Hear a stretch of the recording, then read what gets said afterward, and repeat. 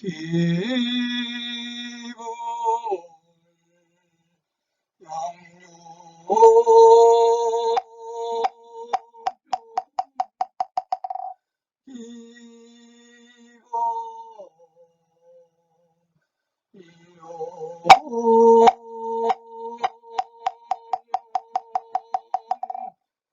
이소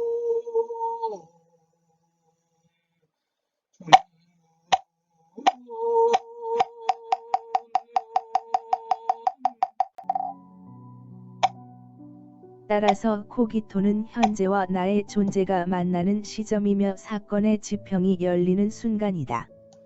다시 말해서 사유는 나의 존재의 시작을 알려주며 역사의 시작을 지시한다. 이러한 점을 바가바는 다음과 같이 말한다.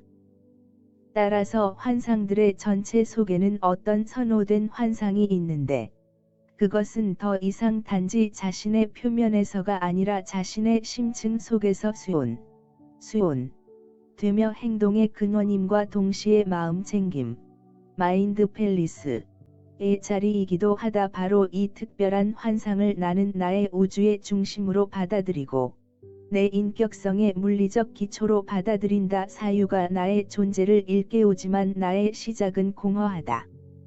도대체 무엇으로부터 시작인가? 사유가 나에게 존재의 성격과 존재로서의 사건의 지평을 열어준 것만은 사실이다.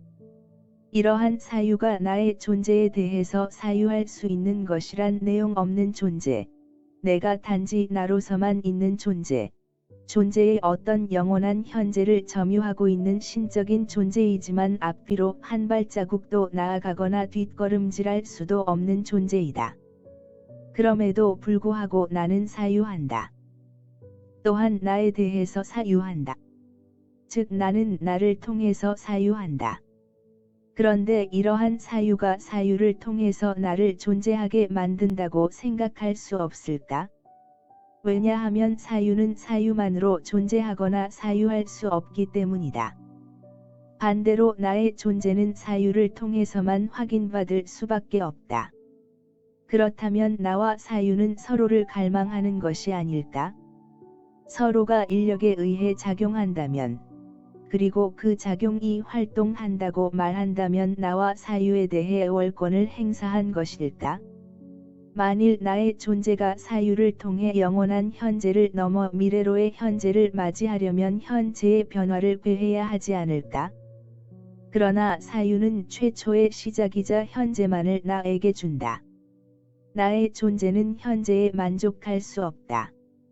그것은 현재를 넘어선 현재를 필요로 하는 것이다.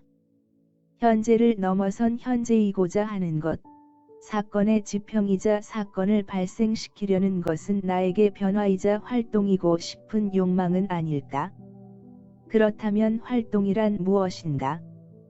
바가바는 이러한 활동과 관련하여 뇌의 운동과 신체의 관계를 다음과 같이 언급한다. 도대체 이 뇌의 운동들이란 무엇인가? 내가 의심할 수 없는 것이 있는데, 그것은 내 신체의 내부에서 외적 대상들의 작용에 대한 나의 신체에 대한 반응을 시작하면서 준비하도록 되어 있는 뇌의 운동들이다. 그것은 활동자 바깥으로의 실현이다. 즉 사유 존재의 나는 사유를 통해서 나의 현재 존재함을 확인하며 사유 활동으로서의 나를 나의 밖으로 드러내는 것이라 말할 수 있지 않을까? 그렇게 밖으로 드러난 나는 바로 그곳에서 이미 나의 활동이 전제되고 있는 것은 아닐까? 활동은 나와는 별개이면서 나와는 떨어뜨릴 수 없는 나의 현실적 조건인 것처럼 보인다. 그러나 나의 관념은 시작되었으나 나의 관념이 실현되는 것은 어디에서 비롯하는가 하는 것이다. 즉 나의 활동이 사유인가? 물론 활동이 사유일 수 없다. 그 이유는 활동이 내포하는 변화와 뇌의 운동 때문이다. 반면 사유는 앞에서의 논의와 같이 존재의 시작이다. 사유는 현재로서의 의미를 가지고 있으며 존재를 현존하는 것으로서 보장하는 것이다. 즉 그것이 직접적 수온, 이라는 바닥을 기억들의 담요로 덮고 있는 한에서, 또한 그것이 무수한 순간들을 응축시키고 있는 한에서, 수온 속에 있는 개인적 의식의 주요한 지분, 즉 사물에 대한 우리 인식의 주관적인 측면을 구성한다.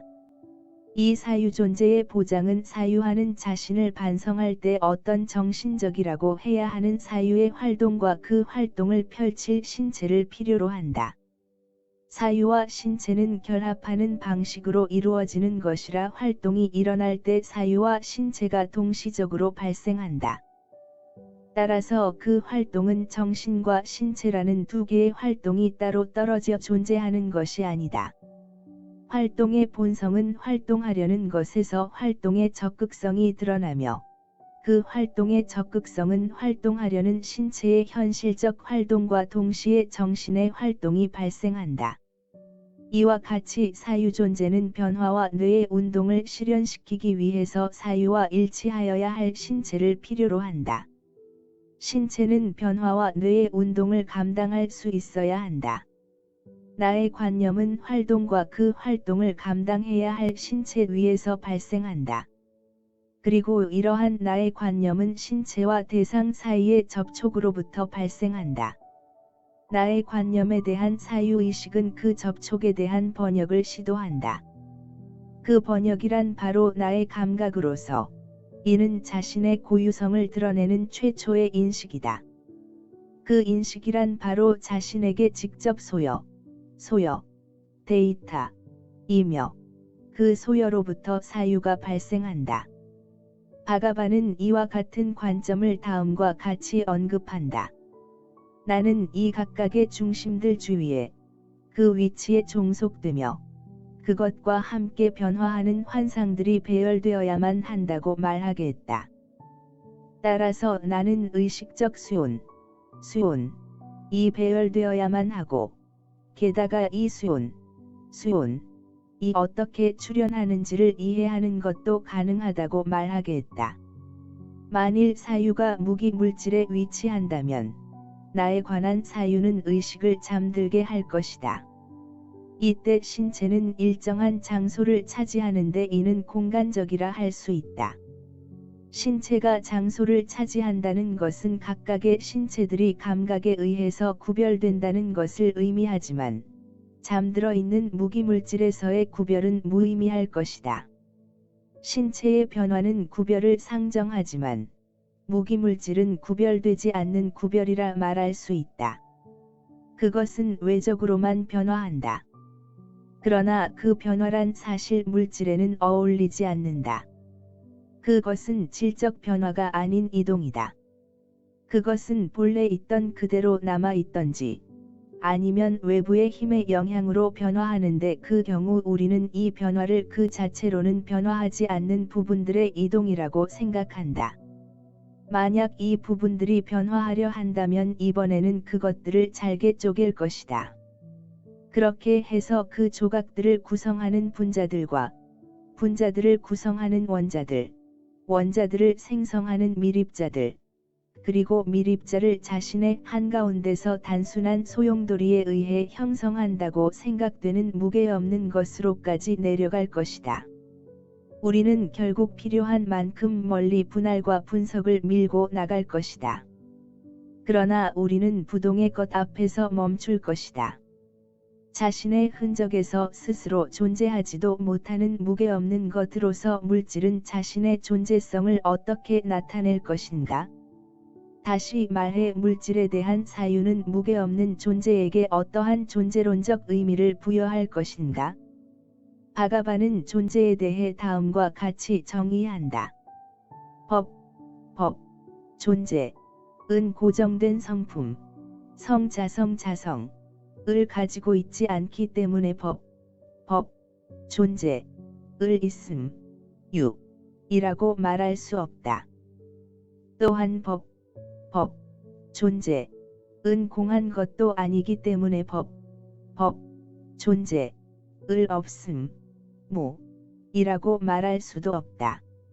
어떤 존재, 이 고정된 성품, 성상, 자성을 을 가지고 있다고 한다면 그 법은 여러 인과 연에 의존하지 않은 채 존재하는 것이 된다. 따라서 연기의 법칙에 어긋난다. 여러 인과 연에 의존하지 않는다면 연기의 법칙에 어긋남으로 생겨날 수 없고 따라서 그 법, 존재, 은 없는 것, 존재할 수 없는 것이다. 연기의 법칙에 의해 지금 존재하고 있는 것을 존재하고 있지 않다고 말하는 것은 자가당착이다.